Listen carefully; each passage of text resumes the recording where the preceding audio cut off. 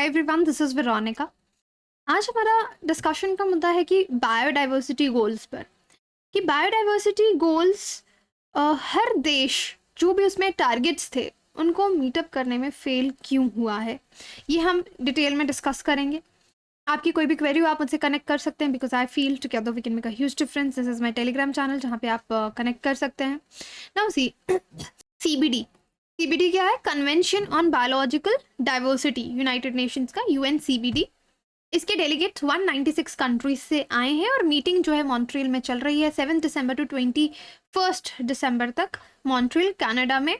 ये जो conference of parties है ये चलेगी और यहाँ पे ये सब इस बार क्या डिस्कस कर रहे हैं, नया ग्लोबल अग्रीमेंट कि किस तरह से जो इन्वायरमेंट को लंबे समय से नुकसान हो रहा है उसको हम और किस तरह से कम कर सकते हैं, रोक सकते हैं। अब हमें कम भी नहीं करना है, उस पर रोक लगानी है।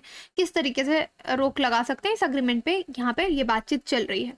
अब देखिए, अभी तक जो 24 कंजर्वेशन टारगेट्स थे जो कि 15th conference of party COP15 में जो भी चीज़ें डिसाइड की गई थी कि पास्ट मिस्टेक्स को हमको रोकना है, नए कंजर्वेशन गोल्स बनाने हैं, जिनको क्या कहा गया था, आईची बायोडाइवर्सिटी टारगेट्स, ये 2020 में एक्सपायर हो गए। इनका लास्ट डेट 2020 तक था। लेकिन कोई भी ऐसा देश नहीं है, यहाँ पे 20 टारगेट्स जो हैं वो डिसाइड किए गए थे कि उन्होंने 20 टारगेट्स को अचीव किया हो, अपनी ही देश में अचीव किया हो, ग्लोबली तो आप भूल जाओ। तो ये ऐसा क्यों हुआ है, इस पे हमको वर्कआउट करने की ज़रूरत है, वरना ऐसी तो कई कॉन्फ्रेंस ऑफ पार्टीज होती रहेंगी, मीटिंग्स होती रहेंगी, आप टारगेट सेट करते जाएंगे बट उसको कोई अचीव नहीं करेगा। अब ये टारगेट्स बेसिकली क्या थे? आईची टारगेट्स जो हैं इनको अडॉप्ट किया गया था 2010 CBD समिट जो नागोया में हुआ था, जापान में, आईची प्रीफेक्चर में ये लोकेटेड है। और इसमें गोल्स क्या थे कि हमको पेड़ नहीं काटने हैं, डिफॉरेस्ट्रेशन को कम करना है, एटलीस्ट जो आने वाली डिकेड है उसमें तो कम करेंगे, पोल्यूशन को कम करेंगे, ताकि क्योंकि पोल्यूशन और डिफॉरेस्ट्रेशन से क्या हो रहा है, अल्टीमेटली आपके इकोसिस्टम जो है उसको हार्म हो रहा है। इकोसिस्टम क्या है? इकोसिस्टम जहाँ पे लिविंग ऑर्गेनिजम्स के साथ और नॉन लिविंग ऑर्गेनिजम्स के साथ इंटरैक्ट कर रहे हो, जहाँ पे उनका इंटरैक्शन हो रहा हो, दैट इज इकोसिस्टम। तो ये सब चीज़ें हमारे प्लस कोर्स में हमने इन्वायरमेंट में बहुत डिटेल में पढ़ी हैं। So these things you should know if you are giving the prelims 2023। ठीक है। अब इनमें से बहुत सारे टारगेट्स थे जिनको कहा गया कि उनकी लैंग्वेज कोई स्ट्रिक्ट नहीं थी, वेग थी, कैजुअली लिखा हुआ है, सो उसको कोई कैसे भी समझ सकता है। तो वहाँ पे स्पेसिफिक एक्शन, किस देश को क्या एक्शन लेना है, कितना एक्शन लेना है, कोई टारगेट्स प्रॉपरली नहीं दिए हुए थे। तो जो भी पार्टीज़ ने ये टारगेट्स एडॉप्ट किए उनसे ये एक्सपेक्ट किया जा रहा था कि अपने देश में वो कोई ऐसी स्ट्रैटेजी बनाएंगे कि वो उन टारगेट्स को अचीव करे, राइट। जैसे कि पेरिस अग्रीमेंट में आपने देखा था NDCs आए थे ना, नेशनली डिटर्मिन्ड कॉन्ट्रीब्यूशंस डिसाइड किए गए थे। तो उसी तरीके से आप मान सकते हैं कि इट्स समथिंग लाइक कि खुद से आपको अपने देश में कोई स्ट्रैटेजी डिवाइस करनी है, ये एक्सपेक्टेड था कि देश ऐसा करेंगे।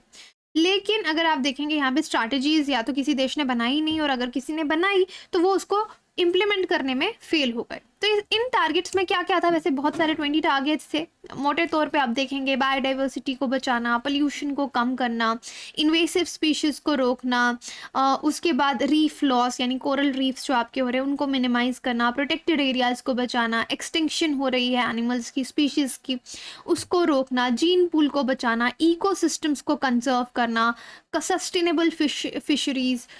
तो आप देख सकते हैं इस तरह के बायोडाइवर्सिटी टारगेट्स यहाँ पे 20 टारगेट्स जो हैं वो रखे गए थे। तो यहाँ पे यही एक लीक्ड कह रहे हैं UN रिपोर्ट है जिसमें बोल रहे हैं कि कोई सिंगल आईची टारगेट जो है वो भी अचीव नहीं हुआ है। तो अगर कुछ अचीव हुआ है तो किस हद तक हुआ है? तो अगर कोई आईची ऑब्जेक्टिव यहाँ पे अचीव किया गया है, तो जैसे फॉर एग्जांपल कि वहाँ पे कहा गया था 17% जो लैंड है उसको कंजर्व करना है, प्रोटेक्ट करना है लैंड और इनलैंड वाटर्स में, और 10% ओशन इस डिकेड के एंड में। तो समवेयर आपको इसमें थोड़ा सा दिखेगा कि थोड़ा सा टारगेट्स, थोड़ा सा काम इस डायरेक्शन में किया गया है। Plus 15% of world's land, 8% of ocean territories are under some form of protection. तो यहाँ पे उनको थोड़ा सा प्रोटेक्शन दिया है, लेकिन हर देश में उसका जो डिग्री ऑफ प्रोटेक्शन है वो भी अलग है, इट वेरीज, कुछ फिक्स्ड नहीं है।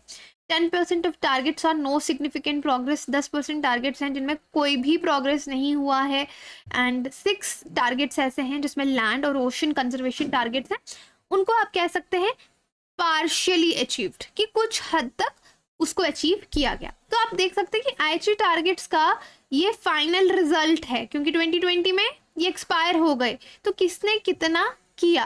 तो ग्लोबल लेवल पे अगर आप देखेंगे कोई भी टारगेट पूरी तरीके से अचीव नहीं हुआ है, और नेशनल लेवल पर कुछ प्रोग्रेस कुछ टारगेट्स में आपको दिखती है।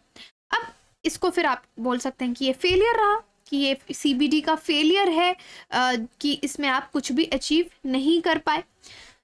अब जो थोड़ा बहुत प्रोग्रेस हुआ वो आईची बायोडाइवर्सिटी टारगेट 1, जिसमें कहा कि अवेयरनेस आपको फैलाना है, लोगों को बायोडाइवर्सिटी के बारे में समझाना है। तो चलो ये बड़ी बात नहीं थी, तो 1-2 कैंपेन्स आपने रन कर लिए होंगे, तो आप कहेंगे कि awareness, that is why it is said कि वेग लैंग्वेज है।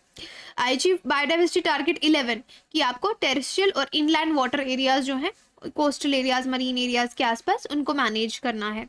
टारगेट 16 जेनेटिक रिसोर्सेज का जो एक्सेस है उसमें इक्विटेबल शेयरिंग होनी चाहिए, उसमें बेनिफिट सबको मिलना चाहिए। Target 17 creation, adoption, implementation of effective participatory national biodiversity strategy, कि हर देश को एक बायोडाइवर्सिटी स्ट्रैटेजी बनानी है और एक्शन प्लान बनाना है। तो चलो पेपर वर्क है तो ये तो हो ही सकता है।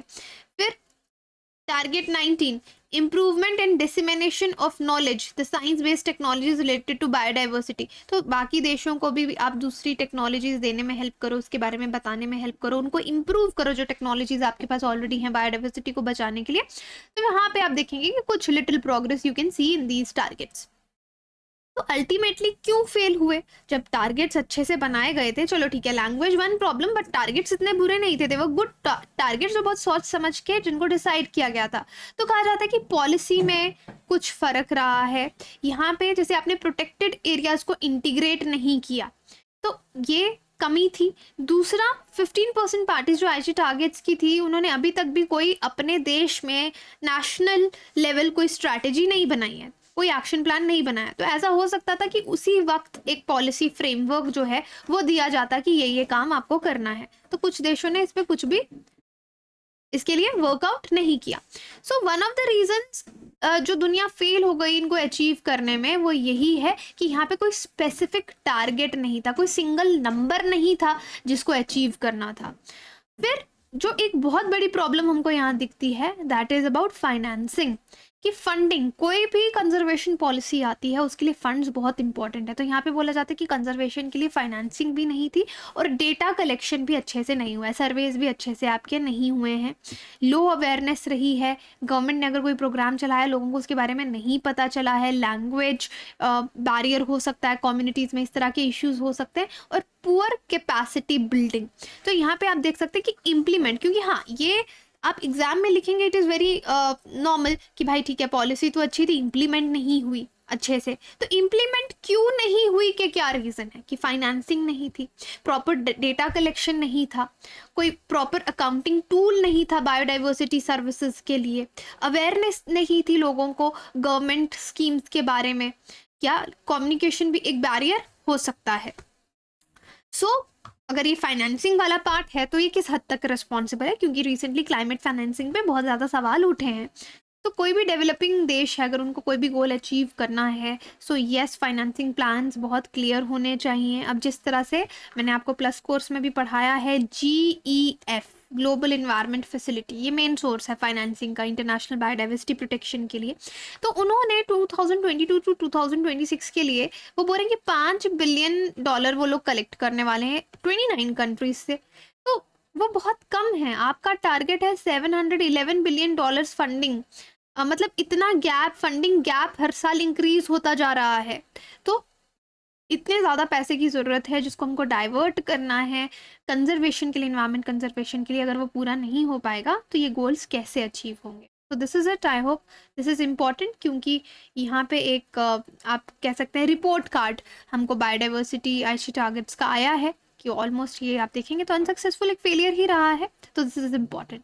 बाकी आप यूपीएससी की तैयारी हमारे साथ आसान कर सकते हैं। इंडिया के बेस्ट एजुकेटर्स आपको यहाँ पढ़ा रहे हैं। आप सब्सक्रिप्शन ले सकते हैं वीरो यूपीएससी कोड पे, मैक्सिमम डिस्काउंट आपको यहाँ पे मिलेगा। 2024 की तैयारी लक्ष्य बैच से शुरू कर सकते हैं आप, और आरंभ बैच भी शुरू हो रहा है 22 से। सो फिलहाल बहुत मैसिव डिस्काउंट आपको मिलेगा, 16 दिसंबर तक ये डिस्काउंट है। जीएस 50,000 में आपको मिल रहा है, कॉम्बो 55,000 में मिल रहा है। सो इससे ज़्यादा डिस्काउंट आप देखेंगे तो कभी नहीं आया है। 16 दिसंबर आप मुझे कनेक्ट कर सकते हैं टेलीग्राम पे किसी भी तरह की क्वेरी के लिए। टॉप एजुकेटर्स आपको यहाँ पढ़ा रहे हैं। ईएमआई पे भी आप कोर्स ले सकते हैं, प्लस टेस्ट प्रिपरेशन के लिए टेस्ट सीरीज में भी एनरोल कर सकते हैं, राइट। सो अल्ट्रा कॉम्बैट टेस्ट है ये 18th को आपका, तो इसमें ज़रूर पार्टिसिपेट करें और अपना प्रिपरेशन देखें कि कहाँ तक आपका प्रिपरेशन चला। इसमें आप एनरोल कर सकते हैं अगेन मेरा कोड वीरो यूपीएससी यूज़ करके। सो जिन लोगों का इंटरव्यू अब है आगे मेंस के बाद, तो आप फ्री इंटरव्यू गाइडेंस प्रोग्राम में भी एनरोल कर सकते हैं। Thank you so much.